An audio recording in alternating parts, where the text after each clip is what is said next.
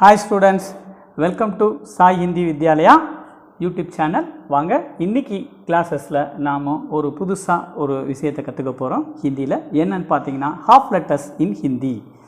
half lettersனா என்ன அப்படினு படிக்கிறதுக்கு முன்னாடி இந்த half letters ஈஸியா புரிஞ்சுக்கணும், அண்டர்ஸ்டாண்ட் பண்ணனும்ன்றதுக்காக நான் ஒரு சின்ன ஒரு ரூல்ஸ் ஒன்னு ஃபார்ம் பண்ணியிருக்கேன். அந்த ரூல்ஸ் உங்களுக்கு யூஸ்ஃபுல்லா இருக்கும். இந்த ரூல்ஸை பார்த்துட்டு half letters என்னன்னு பார்ப்போம். சரி, இது ரூல்ஸ் நம்பர் 1. இப்போ நார்மலா ஹிந்தி எழுத்து கான்சனன்ட்ஸ் எழுத்துக்களை மொத்தம் 37 எழுத்துக்கள் இருக்கு இல்லையா, அதை நம்ம அந்த ரூல்ஸ்க்குள்ளே ஃபஸ்ட்டு கொண்டு வந்துடுவோம். அதுக்கப்புறம் அதை பற்றி பார்ப்போம். ஃபஸ்ட்டு இந்த எழுத்துக்கள் எல்லாமே கோடு பேஸ் பண்ணி இருக்கிறதுனால நான் இதை 4 டைப்பாக பிரிக்கிறேன். 1 மேல்கோடு எழுத்து, பாருங்கள் மேல்கோடு அப்படின்னு சொல்லிட்டு மேல்கோடு எழுத்துன்னு பிரிப்போம். இதில் உதாரணத்துக்கு மேல்கோடுனா என்ன, டாப் லைன்.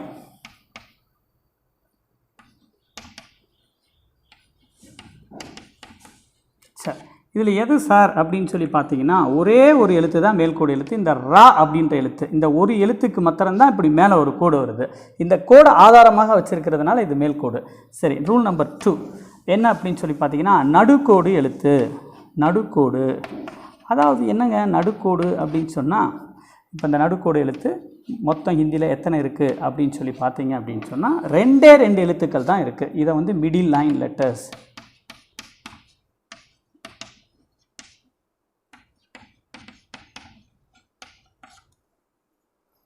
நடுக்கோடு எழுத்து மேல்கோடு. இப்போ நடுக்கோடில் 2 எழுத்து. என்னென்ன எழுத்துன்னு பார்த்தீங்கன்னா இந்த கா, பாருங்கள் இந்த கா எழுதும்போது நடுவில் இந்த கோடு வருதுங்களா, இந்த கோடு வர்றதுனால இதை நடுக்கோடு எழுத்து. இந்த ஃபா எழுதுகிறோம், எஃப்ஏ ஃபா, உதட்லையும் பல்லையும் உச்சரிக்கணும்னு சொன்னோம் இல்லையா, இந்த ஃபா இதுலேயும் நடுவில் கோடு வருது. அப்போ இங்கே மேலே கோடு போடுறோமே, அப்போ அது மேல் கோடா அப்படின்னா இல்லை, இந்த நடுக்கோடை பேஸ் பண்ணி தான் இந்த லெட்ரு. எல்லா லெட்டருக்கும் மேலே கோடு வரும், பட் ஸ்பெசிஃபிக்காக இது ஒன்று தான் மேல் கோடு, இது 2 தான் நடுக்கோடு. 3வது தொங்கல் கோடு, தொங்குற மாதிரி இருக்கும். இந்த தொங்கல் கோடு எழுத்து.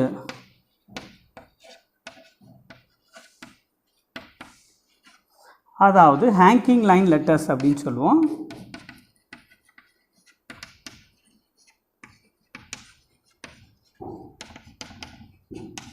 சரி, இந்த ஹேங்கிங் லைன் லெட்டர்ஸ் என்னென்னு பாருங்கள்.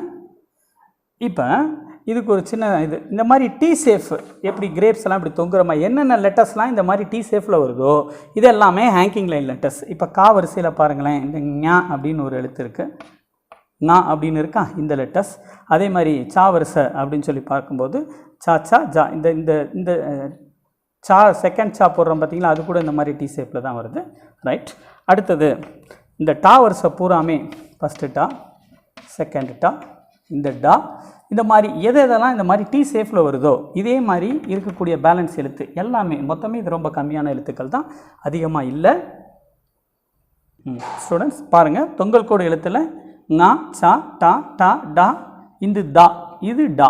ஸோ அவ்வளோதான், இந்த மொத்தமே 7 லெட்டர்ஸ் தான் இருக்குது. அப்போ இதில் ஒரு லெட்டர், இந்த இதில் 2 லெட்டர், இதில் ஒரு 7 லெட்டர். இதெல்லாம் போக அந்த 37 லெட்டர்ஸில் பாக்கி இருக்க எல்லாமே ஓரக்கோடு எழுத்து. இதுக்கு பேர் என்ன, ஓரக்கோடு. ஓரக்கோடுனா சைட் லைன் லெட்டர், ஓரக்கோடு எழுத்து. சரி, ஓரக்கோடு எழுத்துக்கு உதாரணம் சைடில் இருக்கும் லெட்டர்ஸ் பூராமே, சைட் லைன் லெட்டர். சரி, இப்போ உதாரணத்துக்கு ஃபஸ்ட்டு கா விட்டுருங்க, ஏன்னா வந்துருச்சிங்க. செகண்ட் கா இருக்குங்களா, இதில் ஓரத்தில் இந்த கோடு வருதா, இதனால் இது ஓரக்கோடு எழுத்து. இந்த தேர்டு கா வருதா, இதுவும் ஓரத்தில் கோடு வருதா. அதே மாதிரி இந்த கா வருதுங்களா, இதுவும் ஓரத்தில் கோடு வருதுங்களா. ஞா இங்கே வந்துருச்சு, ஃபஸ்ட்டு சா. இந்த மாதிரி நீங்கள் பார்த்து எழுதணும். ஃபஸ்ட்டு சா, நெக்ஸ்ட்டு செகண்ட் சா இங்கே வந்துருச்சு, அடுத்தது ஜா, அடுத்தது இந்த ஜா, அடுத்தது ஞா, அடுத்தது டா வரிசை வந்துருச்சு, 2வது டா, தேர்ட் டா, 4th டா வந்துருச்சு. அப்போ நா மாத்திரம் வரும். அடுத்தது தா, அடுத்தது ஃபா வராது. ஏன் அப்படின்னு சொன்னால் இந்த அங்கே வந்துருச்சு நடுக்கோடில், அப்போ இந்த பா வரும், அப்புறம் பா, அப்புறம் மா. ஸோ இதே மாதிரி யாரால் ஆவாலாம். சரி, அப்போ கவனிங்க, இப்போ தான் ரூல்ஸுக்கே போகிறோம். அப்போ மேல்கோடு எழுத்தாக இருந்தால் ரூல்ஸ் என்ன சொல்லுது அப்படின்னு சொல்லி ஹாஃப் லெட்டர்ஸ் ஆக்கணும்னா மேல்கோடை எடுத்துருங்கன்னு சொல்லுது. இப்போ மேல்கோடை எடுத்துட்டால் இது எப்படி வரும், இப்படி வரும். அப்போ இதுக்கு பேர் என்ன, இதுக்கு பேர் இர். ஹாஃப் லெட்டர்ஸ் எல்லாமே புள்ளியை வச்சு ரீட் பண்ணலாம். அப்போ இதை வந்து நம்ம இர் அப்படின்னு சொல்லுவோம். சரி, இதே மாதிரி நடுக்கோடு எழுத்தை பின்னாடி நான் இதை எரேஸ் பண்ணி எழுதி காமிக்கிறேன். இப்போ நடுக்கோடு எழுத்து 2 இருக்குது, அந்த எழுத்துக்களை எப்படி எடுக்கணும், அதனுடைய ரைட் ஹேண்ட் அந்த லெட்டர்ஸினுடைய வலது பகுதியில் பார்ட் எடுக்கணும். இதனுடைய ரைட் ஹேண்ட் இதனுடைய ரைட் பார்ட்டில் பார்ட்டு. அப்போ இதை ரிமூவ் பண்ணும்போது இந்த லெட்டர்ஸினுடைய பொசிஷன் எப்படி இருக்குன்னு பார்த்தீங்கன்னா இப்படி வரும். அதே மாதிரி இந்த ஃபா எப்படி மாறும்னு சொல்லி பார்த்தீங்கன்னா இப்படி மாறும். அப்போ இதை இக்குன்னு சொல்லணும், இதை இப்புன்னு சொல்லணும். இது இருன்னா இது இக்கு, இது இப்பு. இது நார்மலாக கா. இதே ஹாஃப் லெட்டராக வந்துச்சுன்னா அது கான்சனன்ஸ் லெட்டர் இக்கா மாறிக்குது. சரிங்க சார், இப்போ இந்த மேல் கோடு தொங்கல் கோடு எழுத்து அப்படின்னா அதனுடைய ஆதாரமாக இருக்கிறது என்னது, மேலே தொங்கிக்கிட்டு இருக்கிறது அந்த பேஸ். அந்த பேஸை பூரா நீங்கள் எடுக்கணும். அப்போ அந்த பேஸை பூரா எடுத்தீங்க அப்படின்னா அந்த லெட்டர்ஸ் எப்படி கிடைக்கும் அப்படின்னு சொல்லி பார்த்தீங்கன்னா இந்த ஞா, இந்த டா இப்படி வருதுங்களா. அப்போ இதை இங்கு இட்டு, இது இது இப்படி ரீட் பண்ணணும். சரி, அதே மாதிரி ஓரக்கூட எழுத்து சைடு லெட்டர்ஸை பூரா எடுத்துருங்க. சைடில் இருக்க அந்த லைனை பூரா எடுத்துருங்க. என்னென்ன லைனோ அதை எடுங்க. தொங்கல்னா தொங்கல் லைன் எடுங்க, சைடுனா சைடு லைன் எடுங்க, நடுக்கோடனா நடுக்கூட எடுத்துடாதீங்க, அதனோட ரைட்டை எடுங்க, டாப்னா டாப் லைன் எடுங்க. அவ்வளோதாங்க. இது பூராமே. இப்போ இந்த காவை எப்படி ரீட் பண்ணலாம், இப்படி வரும் இக்கு. அதே மாதிரி இந்த கா எப்படி வரும், இப்படி வரும். சரிங்களா. ஸோ இதை இக்குன்னு சொல்லணும், இதை இக்குன்னு சொல்லணும். ரைட்டு. ஸ்டூடெண்ட்ஸ் கவனிங்க. இப்போ கா வருஷ, சா வருஷ, டா வருஷ, தா வருஷ, பா வருஷ, யாராலாவா, ஷா ஷா ஷாக்கா, சாத்ரா, ஷ ஞா எழுதியிருக்கிறோம். இதை அப்படியே பாதி லெட்டரை நான் கன்வெர்ட் பண்ணி காமிக்கிறேன். ஏற்கனவே நான் ரூல்ஸ் சொல்லியிருக்கேன். அந்த ரூல்ஸில் இருந்து நீங்கள் அப்ளை பண்ணி ஃபஸ்ட்டு லெட்டர் வந்து மிடில் லைன் லெட்டர் அதனுடைய பார்ட் எடுத்துகிட்டு எழுதினோம்னா இது இப்படி மாறும். இப்போ இது பாதி மிடில் லைன் லெட்டர்னால அதனுடைய ரைட் ஹேண்ட் பார்ட்டை நான் எடுத்ததுனால இந்த லெட்டர் இப்படி வந்துருச்சு. அப்போ இதை வந்து கா அப்படின்னு ரீட் பண்ணுறோம், இதை இக்குன்னு ரீட் பண்ணுறோம். அவ்வளோதாங்க. பாதி லெட்டர்லையும் நம்ம வந்து என்ன செய்யலாம், கான்சனன்ஸாக ரீட் பண்ணும்போது ஹாஃப் லெட்டர்ஸில் ரீட் பண்ணலாம். அதை தான் பார்த்துட்ருக்கோம். இக்கு. அப்போ ஹாஃப் லெட்டர்ஸில் செகண்ட் லெட்டர் பாருங்கள், சைட் லைன் லெட்டர். அப்போ சைட் லைனை எடுக்கணும். நீங்கள் சைட் லைன் எடுத்துட்டிங்கன்னா இப்படி வரும். அப்போ இதுவும் இக்கு தான். அதே மாதிரி தேர்ட் லெட்டர்ஸில் சைட் லைன் எடுக்கணும், அதுவும் இக்கு தான். ஃபோர்த்து லெட்டர்ஸ் பாருங்கள், அதுலேயும் சைட் லைன் எடுக்கணும், அதுவும் இக்கு. அதே மாதிரி ஞால பாருங்கள், டாப் லைன் மேலே இருக்க டாப் லைன் எடுத்துருங்க இங்கே.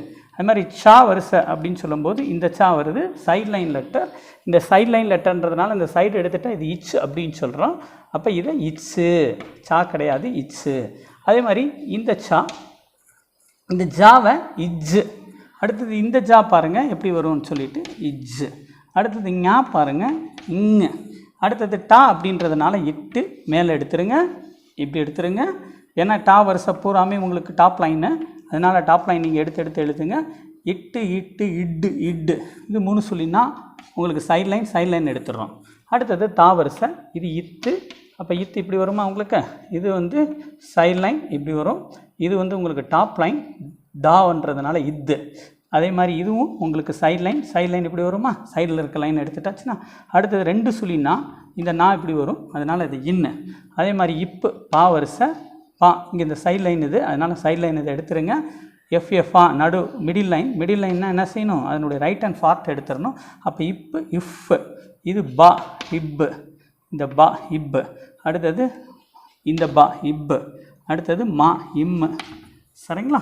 அடுத்தது யா இ அப்படின்ற எழுத்து. இந்த யாவுக்கு என்ன செய்ய போகிறோம், சைட் லைன் எடுக்க போகிறோம். அப்போ இப்படி வருமா, ராவுக்கு டாப் லைன் எடுத்துருவோம், லா இப்படி வருவோம். அதே மாதிரி வா இவ்.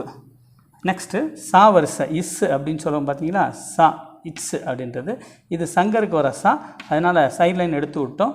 உஷா அப்படின்றதுக்கு வர்றது சைட் லைன் எடுத்து விட்டோம், இஷ். அடுத்தது சரஸ்வதி ஷா இப்படி எழுதுவோம், இஷ். அதே மாதிரி ஹா 1 போட்டு 3 மாதிரி வரும், ஹா. நெக்ஸ்ட்டு கூட்டெழுத்துக்களில் இருக்கிறது இதுக்கும் கூட எழுதலாம், இக்ஷா அப்படின்ற எழுத்து. இதுக்கு பாருங்கள் இப்படி எழுதலாம். அதுக்கு அடுத்தது இத்ரான்ற எழுத்து. இதுக்கு வந்து என்ன செய்ய போகிறோம் அப்படின்னு சொல்லி பார்த்தீங்கன்னா சைட் லைன் எடுத்துட்டோம். அடுத்தது இஸ்ரன்னு ஒரு எழுத்து இருக்கா, இஸ்ர, அதுக்கும் சைட் லைன் எடுத்துட்டோம். அடுத்து இக்ஞா அப்படின்ற ஒரு எழுத்து இருக்குது, அதுக்கும் சைட் லைன் எடுத்துட்டோம். ஸ்டூடெண்ட்ஸ் கவனிங்க, அவ்வளோதாங்க ஹாஃப் லெட்டர்ஸ். நீங்கள் என்ன செய்யணும்னா இந்த கான்சனன்ஸையும் இதையும் 1 டைம் எழுதி ப்ராக்டிஸ் பண்ணுங்கள். சப்போஸ் இதே மாதிரி ஒரு ரோவை கூட 3 டைம்ஸ் எழுதுனீங்கன்னா உங்களுக்கு இந்த ஹாஃப் லெட்டர்ஸ் ரொம்ப ஈஸியாக இருக்கும். நான் சொன்ன ரூல்ஸ் அப்ளை பண்ணிக்கோங்க.